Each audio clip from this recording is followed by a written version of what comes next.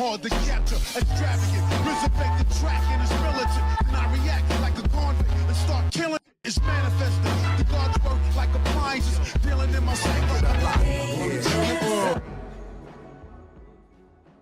Yo, what's going on everybody? It's your boy Naruto Explain here, bringing you guys another discussion for Boruto Naruto Next Generations, the manga. And for anime only fans, this is the time of the month where a lot of the content that we have here on the channel is going to be spoiler heavy. However, if you're still here, I'm assuming that you guys are all caught up with the Boruto manga and you do not care about me talking about spoilers or talking about speculation that's going to be based on stuff that happens in the actual manga. So with that being said though, if you're still here, I'm assuming that you're all caught up. So diving right in, I think we need to have a conversation about Sasuke Uchiha and in particular why it makes perfect sense for Ada and Code and Daemon to actually target the character of Sasuke. Now I know that sounds crazy, and when you look at the way that Sasuke's character has been written in the past, anybody who tried to go up against Sasuke Uchiha, they basically had a death wish. Like, one of my favorite lines when it comes to Sasuke actually comes from the Naruto Boruto movie novelization, where in that light novel Sasuke looks over at Kinshiki when Kinshiki's about to attack Sarada during the tuning exams. Sasuke looks over at him and he says, "Do you want me to shorten your horn? Because that's exactly what's gonna happen if you touch my daughter." That line right there was so beastly, and Sasuke, he wasn't talking about just using his regular sword. In the novelization, Sasuke actually uses his Susanoo sword. He manifests the perfect Susanoo sword in order to attack Kinshiki. Like, that's one of my favorite Sasuke moments right there. But we are long since past those moments where anybody that wanted smoke with Sasuke, they ended up on a ventilator somewhere. We're long since past those moments. If you guys recall, like, the foreshadowing was always there, because you had the moment where it's like Code's like, "Oh, was it Sasuke Uchiha? Did Sasuke get the karma seal? Whatever. Me and Boro, one of us can go there and we can kill the Hokage." Naruto and Sasuke's power levels have been a joke to the members of CAR as far back as like chapter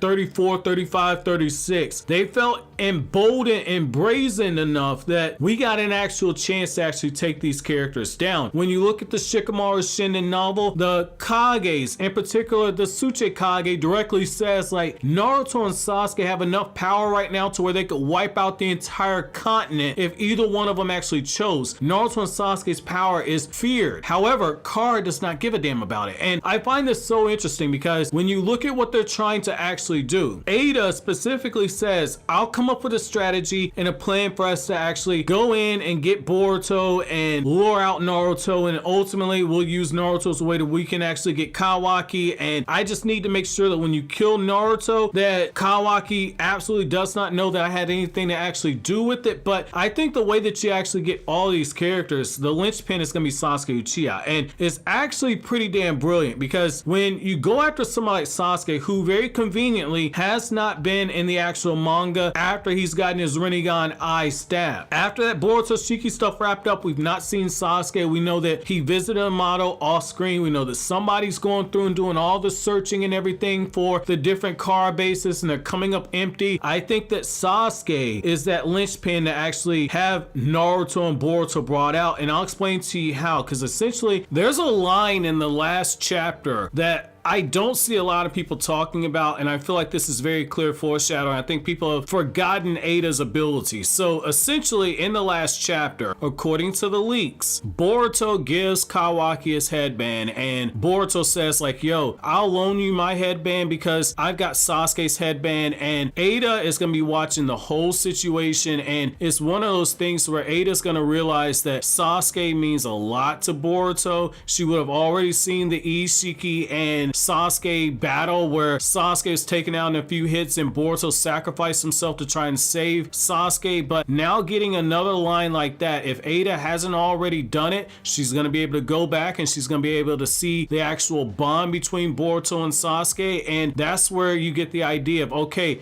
we need to use Sasuke as bait. If you get word out there that say they're holding Sasuke hostage, which I know that sounds crazy, like Sasuke is extremely powerful. However, However, the thing that some people are actually forgetting is that these characters have the power to back it up. Two of these characters have hacks abilities that are beyond anything that Jigen's ever had, and you saw what happened when Jigen went up against Naruto and Sasuke. So we're in a different league of power at this point. We've long since surpassed stuff that you saw with Mamoru Uchiha. We're long since past those actual power levels, and the reason why it's so important to actually keep in mind is that essentially we're in this situation where if they're able to actually detain Sasuke and they're able to use Sasuke as leverage, all of a sudden Boruto's gonna be hot-headed enough that Boruto's gonna go running after Sasuke the moment that he actually finds out about this. And when you look at that, you also have another situation where Kawaki's gonna run after Boruto as well because of how those two are kind of joined at the hip. That ultimately is going to lead Naruto out there because not only is his best friend out there, but his actual son is running after his best friend, and then his adopted son is running after Naruto's son. So that's the way you get all those characters, and you just line them up. That is actually a pretty damn brilliant way to actually go about that. Now, I personally don't think that you're in a situation where they're gonna actually kill Sasuke, but I do think that they're gonna use Sasuke's actual bait at this point, and it's so crazy. Like, if you would have told me in 2014 that Naruto and Sasuke would be brought down to a level like this, to where Boruto, a character in chapter 700 of Naruto who I did not care for at the time because I thought that he was a Naruto clone. Go read Naruto chapter 700 and you'll know what I'm talking about. But I didn't actually care for Boruto during the actual time. If you would have told me back then that not only would Kishimoto do the one thing I felt like he should have done, which is depower Naruto and Sasuke. Now, in Naruto chapter 691, I believe, essentially during that time, Masashi Kishimoto had Hagoromo take back the chakra seals that were put onto Naruto and Sasuke, thereby taking back the Sage of Six Paths chakra from Naruto and Sasuke. But after that fight right there, I was not a fan of the fact that Naruto was still using Sage of Six Paths mode and the True Seeking Orbs after Hagoromo took that power, nor was I a fan of the fact that Sasuke was still using the Rinnegan. Both of them were using substantially less chakra. After Hagoromo took back those seals, that much was obvious. You especially see it with Sasuke and the fact that Sasuke, when he had that Six Paths chakra, was able to force Kaguya to swap places against her will, but against Naruto, the guys having to do a whole bunch of sneak attacks. And in the Naruto versus Sasuke fight, when we saw them using all these overpowered abilities and everything, I was not a fan of that. And so if you would have told me back in 2014 that in 2021 there would be a Naruto part 2 going on, and you would have a situation where the sequel manga would essentially remove Kurama from Naruto, and Naruto had to start relying more so on his actual God-given abilities, and Sasuke would no longer have the Rinnegan, I say you're smoking crack, but I love the idea. However, now that we've actually gotten here now, I think that now it's just so funny because they've been depowered, which was needed for the actual story, but the threat level has risen up. So it's kind of one of those things to where you kind of needed to do something like this, because I don't think people realize that when you have Naruto and Sasuke, if there's a power that's somewhat relative to them, if those two are going to go up against a power that is relative to them, maybe even a little stronger, they're going to come out on top 9 times out of 10 because of the way that the teamwork works. The best way to describe it would be how Momoshiki described it in the Boruto movie, the novelization. He said if he fought them one-on-one, he felt pretty confident that he could actually beat them. However, when they fought him as a tandem, as a team, not only were they his equals, even though both of them were only at 50% of their power, Momoshiki in his fusion state looked at them and said that when they fight me together, they're my equal, and really and truly because of how skilled they are and because of how good their teamwork is, it's almost like fighting an entire different being that is actually stronger than me. And so when you look at those two, when they're in something where they got a puncher's chance of winning, whoever fights them is going to say the same thing that Momoshiki did, which is that they've long since surpassed any type of calculation of 1 + 1 = 2. They're the ultimate shinobi, light and darkness working in tandem with one another. That's why when you look at the manga, Code says repeatedly that I don't want to fight both of those guys at the same time unless I get my limiters taken off. And that says a lot right there, that Code, even though as he is right now, he should be able to beat them, he's worried about fighting them 2 versus 1 because Code already knows that when you go into that fight and you get overconfident, that you could end up getting killed. Isshiki was strong enough that both times he fought against Naruto and Sasuke,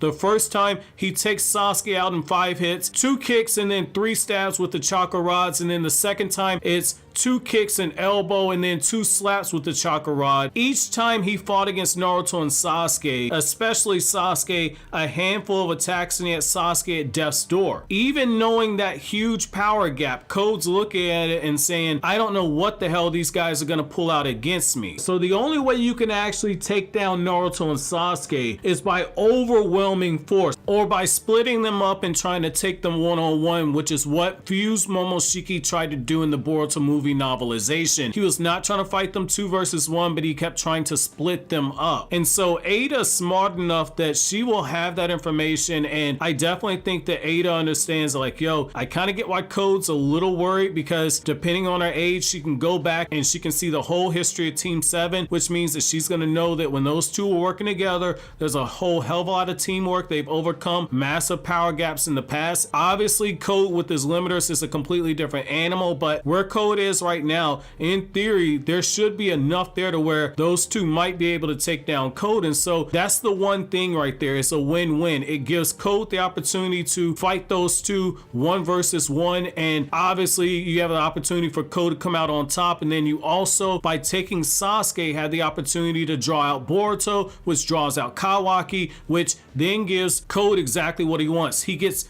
Boruto in order to feed him to the Ten Tails, and then Ada's able to get Kawaki, and so at that point it's a matter of getting Kawaki away from the scene to where Code can actually fight Naruto 1 versus 1. There's a lot left there in terms of how you handle the after fact. Obviously, we know that Ada and Code are not going to actually succeed because Boruto follows the cookie cutter shonen formula. You're not going to get something like with Death Note or Code Geass, Cowboy Bebop, and even with some of the OVAs with the alternate endings for Rurouni Kenshin, you're not going to get endings like that. So obviously we're not going to be in that type of a situation. However, strategically, that's the smartest play. And one thing that we know about Ada is that this is a very calculated person. And one thing you have to kind of keep in mind is that for as overpowered as Ada is, in a lot of ways, she is an embodiment of what Naruto's manga had for the heart and soul, which is the fact that it isn't always the person that's the strongest that comes out on top. While Ada is absolutely hacks, Ada is a very intelligent, very patient person, and in a lot of ways, she's kind of like that female Shikamaru who's thinking a few steps ahead while everybody else is in the present. Ada understands the importance of information, and I definitely think that this is something that Masashi Kishimoto has very slowly been kind of building you up towards, because Code is somebody that's very emotional. He's pulled and dictated by his emotions. Daemon is somebody that is very quick to live in the actual moment. Every step of the way, Ada's been very calculated and methodical. She's been very patient. She's stressing, waiting for the right moment. It's been an entire week since Code and Ada even met, and she's still sitting there. I definitely think that Ada is gathering information and coming up with a plan, and I think that Sasuke could be ultimately what she ends up using to get to her end game. However, I want to know from you guys, what do you guys think about this possibility of Sasuke and Boruto's bond being used against Boruto? Let me know down in the comment section below. But as always, guys, if you like anything I had to say, don't forget to comment, rate, subscribe, and share. Thank you so much for watching to the end. Have an awesome day, guys.